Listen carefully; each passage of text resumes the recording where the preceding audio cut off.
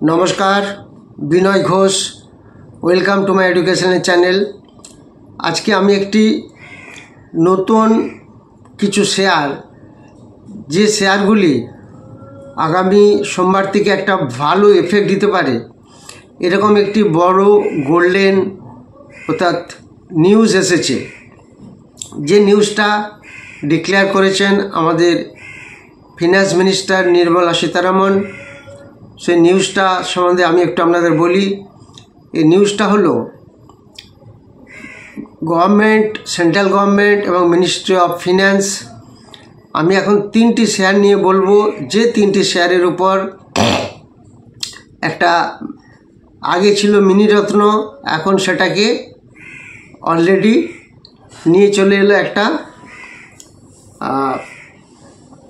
নবরত্ন হিসাবে তাদেরকে ডিক্লেয়ার করা হলো। এর মানে হলো কোম্পানিগুলি আগে অলরেডি প্রচুর পরিমাণে কাজ করেছে। এই নবরত্ন পেতে গেলে কোম্পানিকে অনেক ভালো কাজ করতে হয়, বিজনেস করতে হয়।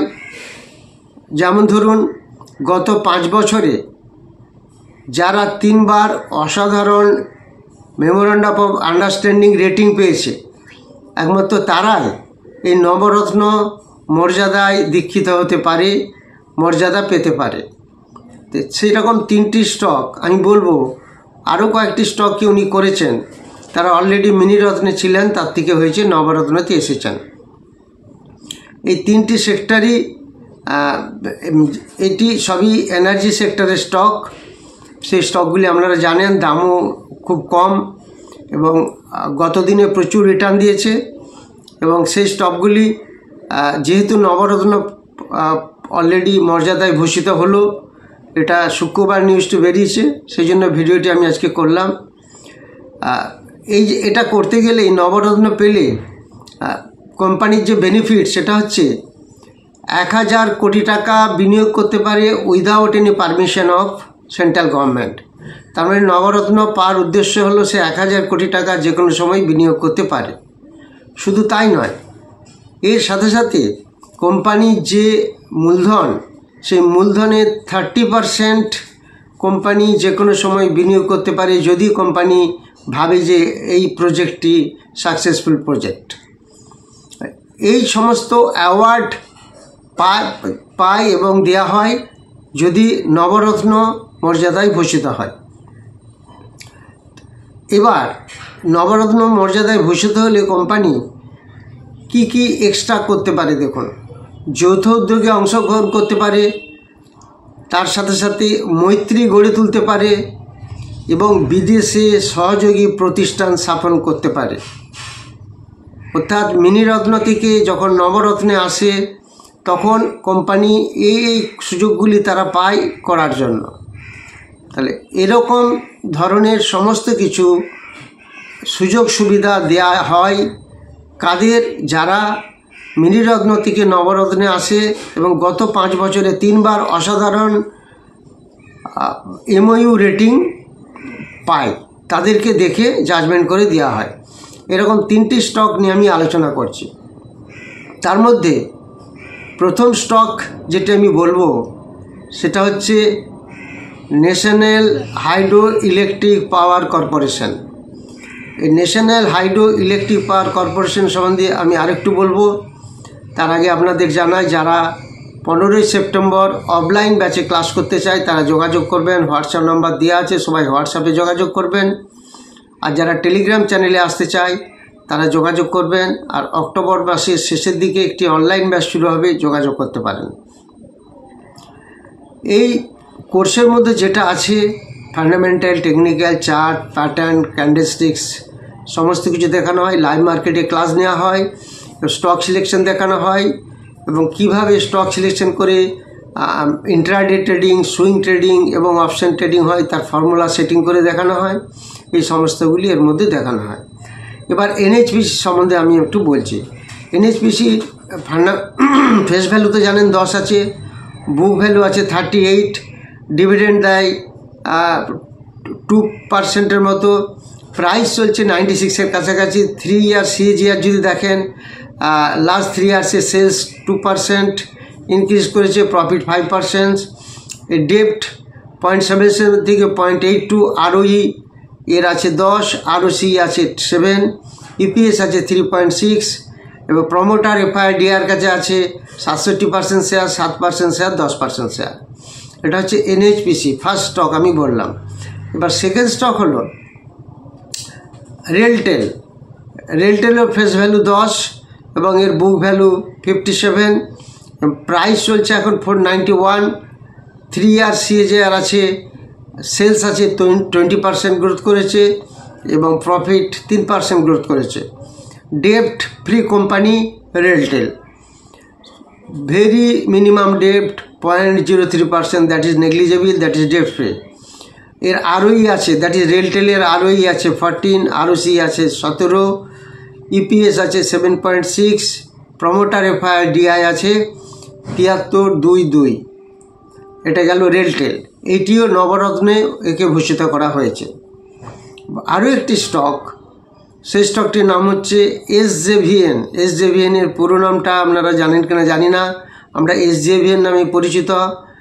SJVN এর পুরো নাম হলো সাতচুল জলবিদ্যুৎ নিগম লিমিটেড।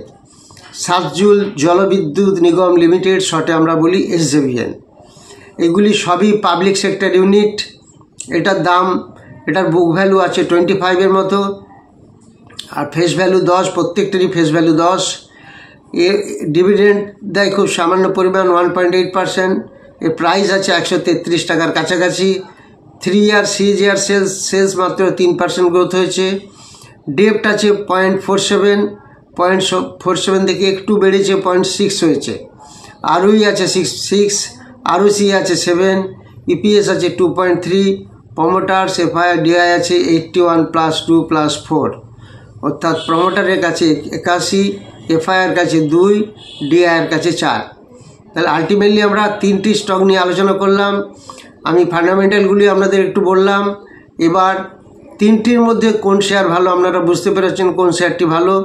আমি ফান্ডামেন্টালের সাইড থেকে যেগুলি বললাম আপনারা কমেন্ট সেকশনে সেটা কমেন্ট করবেন। এই 3টি স্টকের মধ্যে কোন স্টকটি ভালো অ্যাকর্ডিং টু ফান্ডামেন্টাল অ্যানালিসিস। 3টি স্টক বললাম, আপনারা বারবার বলেন যে বুঝতে পারি না স্টকের নাম। আবার বলে দিচ্ছি, NHPC, that is national Hydroelectric Power corporation limited, NHPC। তারপরে আপনাদের বললাম রেলটেল কর্পোরেশন, তারপরে বললাম SJVN অর্থাৎ সাতচুল জলবিদ্যুৎ নিগম লিমিটেড। এই 3টি স্টক নিয়ে আমি আলোচনা করলাম, তার সঙ্গে ফান্ডামেন্টালও দেখিয়ে দিলাম। এইবার এই 3টি স্টকের মধ্যে আমার স্টক সবথেকে একটি স্টক বেশি পছন্দ, সেটা আপনারাও নিশ্চয়ই বুঝতে পেরেছেন কোন স্টকটি পছন্দ হওয়া উচিত। তাহলে ফেস ভ্যালু সবারই 10, আর ডেপ্ট ফ্রির মধ্যে রেলটেল একমাত্র ডেপ্ট ফ্রি, NHPC SJVN এর ডেপ্ট আছে। আর ওই দিক থেকে রেলটেল বেশি আছে, ROC এর দিক থেকেও রেলটেল বেশি আছে, EPSও রেলটেল বেশি আছে। প্রমোটার্স FIR এর কাছে, কিন্তু প্রমোটারের কাছে বেশি আছে SJVN 81%। তো সমস্ত রকম কিছু কম্প্যারিশন আমি আপনাদের বুঝিয়ে দিলাম। এবার আপনারা কমেন্ট সেকশনে জানাবেন যে কোন স্টকটি 3টি স্টকের মধ্যে ভালো, এবং মনে হয় আগামী দিনে এই যে নিউজটি বেরিয়েছে সোমবার থেকে এর একটা এফেক্ট মার্কেটে আসতে পারে। আমি বলছি বলে মার্কেটে এফেক্ট এসে যাবে এরকম কোনো ব্যাপার নয়, আসলেও আসতে পারে, যেহেতু একটি গোল্ডেন নিউজ। তো সেই হিসাবে আপনারা এই স্টকগুলির দিকে নজর রাখতে পারেন। এটা আমার কোনো রেকমেন্ডেশন নয়, বা আমি জাস্ট নিউজটা আপনাদের সঙ্গে শেয়ার করলাম। এটা আমার একটা এডুকেশনাল চ্যানেল, মনে রাখবেন। অনেকে বলেন এই শেয়ারটা কিনলাম, পড়ে গেল বা বাড়লো না, অনেকদিন ধরে আছে। দেখুন, কেনা বেচা আপনাদের নিজস্ব স্বতন্ত্র ব্যাপার, আপনি আপনাদের অ্যাডভাইসারের সঙ্গে কনসাল্ট করে কিনবেন। আমি জাস্ট নিউজগুলো শেয়ার করি, বা আপনারা অনেক ফান্ডামেন্টাল টেকনিক্যাল জানেন, সেগুলো দেখে আপনারা একটা ডিসিশন নেবেন।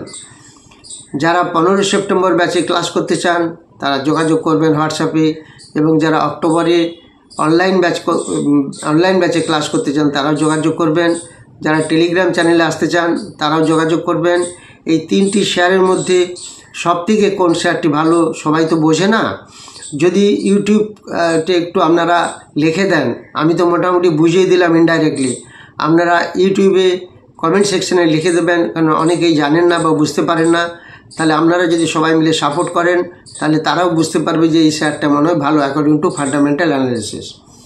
যারা ভিডিওটি নতুন দেখছেন তারা অবশ্যই সাবস্ক্রাইব করুন, লাইক করুন, শেয়ার করুন এবং আরও স্টক সম্বন্ধে জানতে গেলে কমেন্ট সেকশনে লিখুন।